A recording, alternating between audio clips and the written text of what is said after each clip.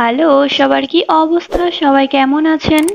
আজকে কারকের অন্য একটি পর্ব নিয়ে চলে আসলাম। আজকের পর্বে করণ কারক এবং সম্প্রদান কারক নিয়ে আলোচনা হবে। তো চলুন শুরু করা যাক।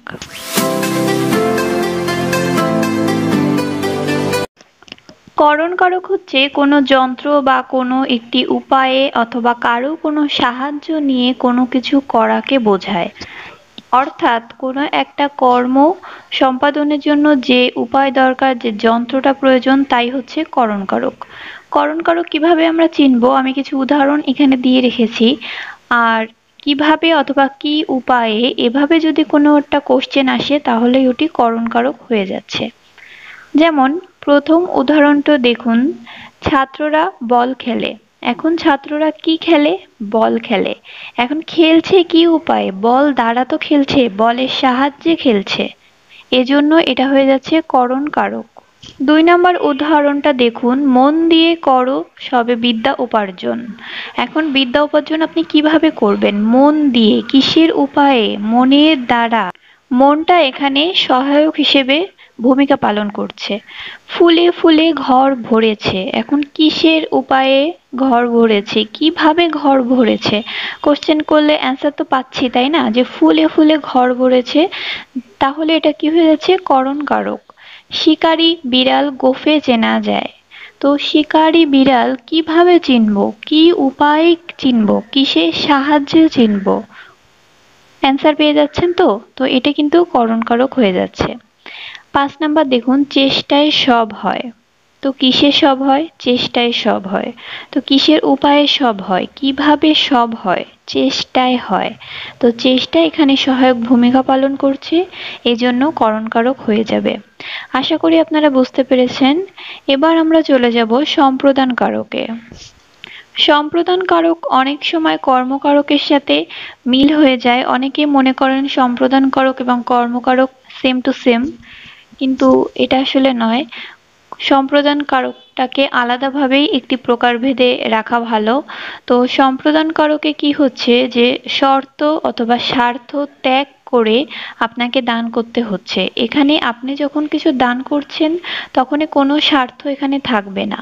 উদাহরণগুলো ভালো করে যদি পড়েন তাহলে বুঝতে পারবেন। ভিখারিকে ভিক্ষা দাও।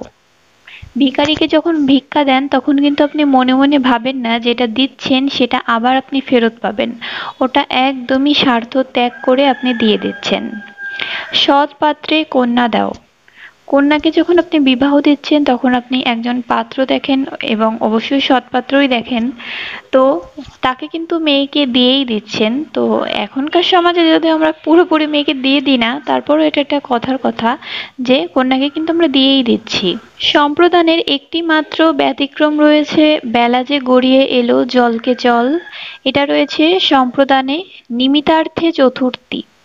এই একটি জিনিসই ব্যতিক্রম রয়েছে, আর বাদ বাকি সবই সম্প্রদানে বিভিন্ন কার বিভক্তি চলে আসবে এখানে। যেমন দেখুন ৩ নাম্বার রয়েছে, পলাতক দাসে দেও স্বাধীনতা। এখন কোথায় স্বাধীনতা দেবে? দাসী স্বাধীনতা দেবে। দাস এটা কি হবে? তাহলে সম্প্রদানে সপ্তমী বিভক্তি। তোমার পূজার ছলে তোমায় ভুলে থাকি।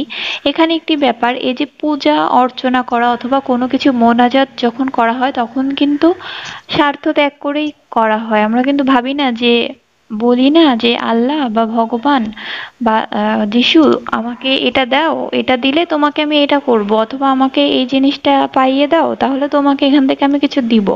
কখনোই কিন্তু এটা বলি না। আমরা কি বলি? যে আমাকে এটা দাও, বা আমি এটা স্বার্থ ত্যাগ করেই চাই, যা চাই যে এটা দাও, এটার জন্য আমি এটা করতে পারি। এভাবে আর কি স্বার্থ ত্যাগ করতে হবে। তো যে জিনিসটাই স্বার্থ ত্যাগ করে দিয়ে দিচ্ছেন ওটাই হয়ে যাবে সম্প্রদান কারক। তো অনেক সময় রয়েছে কি ধোপাকে কাপড় দাও। তো ধোপাকে কাপড় দাও এটা কিন্তু সম্প্রদান কারক নয়, কেননা আপনি ধোপাকে কাপড় দিয়ে কাপড়টা আবারও ফেরত পাচ্ছেন। কিন্তু আপনি যদি গরিবদেরকে জামা কাপড় দান করেন, এইটা হয়ে যাবে সম্প্রদান কারক, কারণ ওটা আপনি দিয়েই দিচ্ছেন, ওটা আর পাচ্ছেন না। তো আশা করি আপনারা সম্প্রদান কারক এবং কর্মকারকের মধ্যে একটি পার্থক্য বুঝতে পেরেছেন এবং সম্প্রদান কারকটা আসলে কি হবে সেটাও আশা করি বুঝতে পেরেছেন। খুবই সিম্পল ব্যাপার যে স্বার্থ ত্যাগ করে যা কিছুই আপনি দান করবেন সেগুলোই সম্প্রদান কারক। তো আজকের পর্ব এখানেই শেষ করছি। আজকের করণ কারক এবং সম্প্রদান কারকের পর্বটি আপনাদের কেমন লেগেছে প্লিজ আমাকে জানাবেন। আর কোনো কোশ্চেন থাকলে কমেন্ট সেকশনে কমেন্ট করবেন। ধন্যবাদ।